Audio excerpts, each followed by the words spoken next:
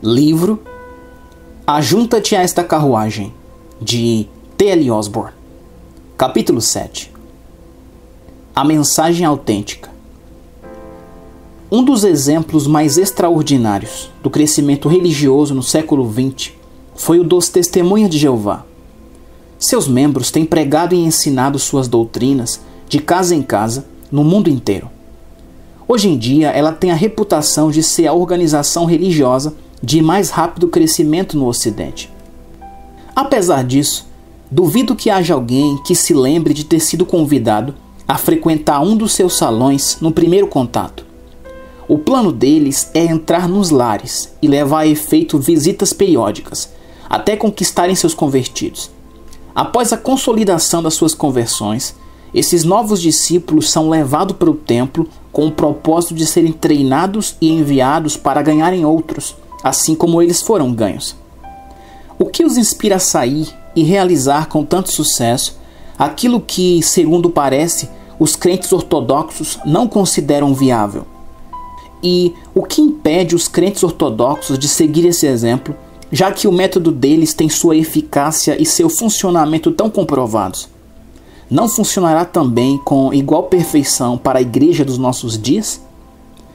Considero um pouco vergonhoso o fato de os Testemunhas de Jeová terem demonstrado a eficácia dos métodos da igreja primitiva no que diz respeito a entrar em contato com os não convertidos. Segundo eles, desejam sinceramente comportar-se como os primeiros cristãos. Eles dizem: o cristianismo é uma religião de pessoa para pessoa. Assim, ensaiam métodos de falar de suas crenças individualmente.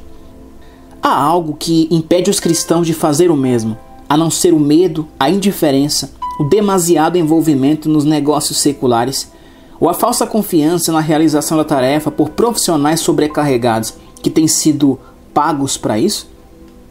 Entre outras coisas, os Testemunhas de Jeová não reconhecem qualquer diferença entre clérigos e leigos. Todos são pregadores e mestres da palavra de Deus, declaram. Como consequência, não colocam o fardo do evangelismo nos ombros da minoria de pastores. Toda testemunha de Jeová é uma testemunha.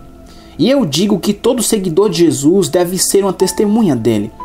Se cremos em Atos 1:8, quanto às suas bênçãos, recebereis poder. Vamos também cumprir sua vontade, sereis minhas testemunhas.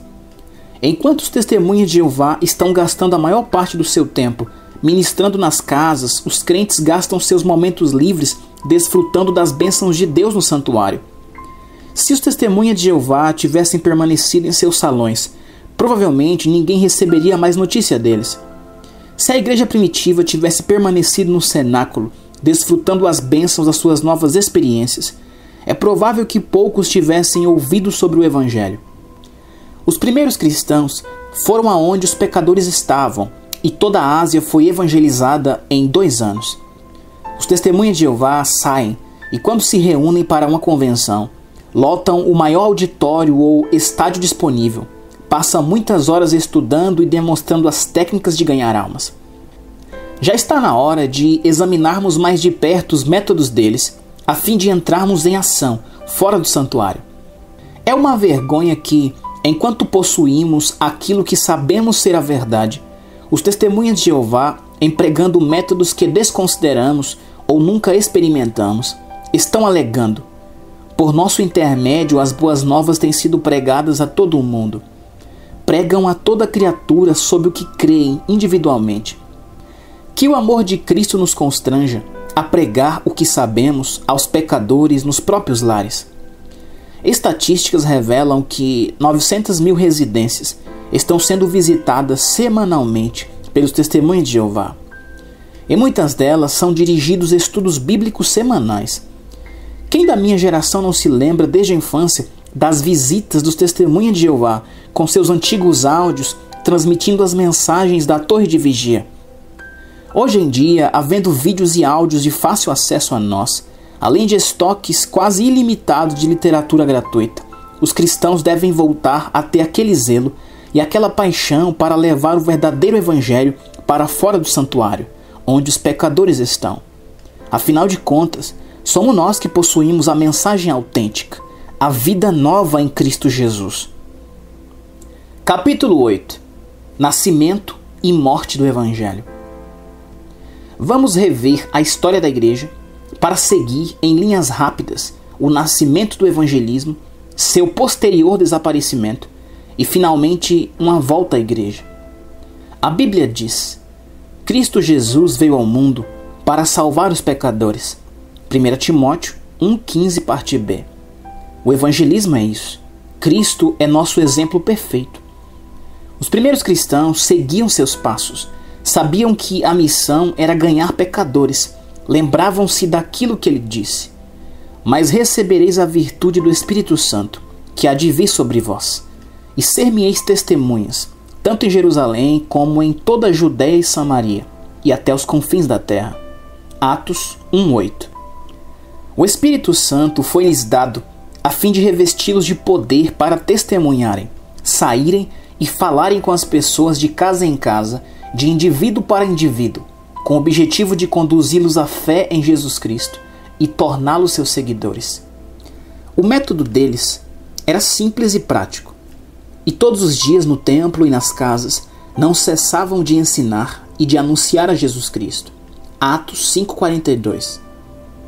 Como consequência, se multiplicava muito o número dos discípulos. Atos 6,7, parte B. Levantou-se, portanto, uma perseguição, e todos foram dispersos pelas terras, e os que andavam dispersos iam por toda parte, anunciando a palavra. Atos 8, 1 e 4, publicamente e pelas casas. Atos 20, 20. E durou isto por espaço de 2 anos, de tal maneira que todos os que habitavam na Ásia ouviram a palavra do Senhor Jesus, tanto judeus como gregos. Atos 19, 10.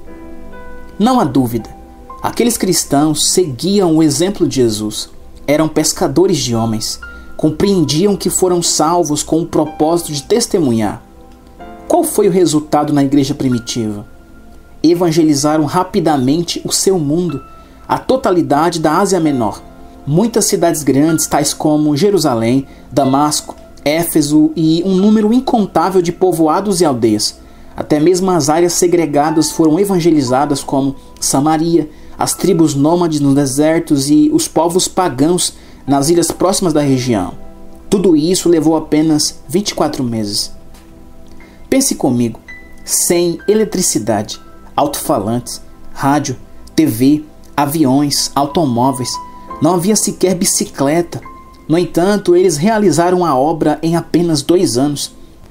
Depois, expandiram seus feitos e evangelizaram a África do Norte e o sul da Europa. Chegaram à Espanha e penetraram nas grandes áreas pagãs do norte, que agora são chamadas de Escandinávia e Grã-Bretanha.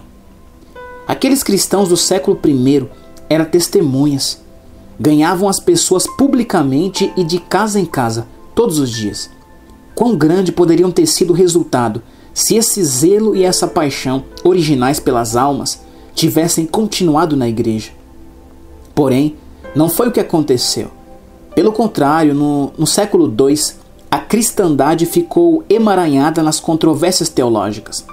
Em vez de continuarem o avanço urgente para os confins da terra e demais regiões além, começaram a discutir a respeito de questões confessionais minuciosas e separaram suas fileiras. No século III, os cristãos já se afundavam na apostasia. Já no IV, completou-se a apostasia e a infidelidade dos cristãos em relação ao Senhor. A partir daí, a cristandade afundou-se em 1000 anos de terríveis trevas espirituais, a Idade Média. Esse horrendo período é o véu que tem separado a igreja moderna do conceito de cristianismo neotestamentário. Assim, oferecemos um resumo da origem e do desaparecimento subsequente do evangelismo na igreja primitiva. Passemos agora a examinar a sua volta.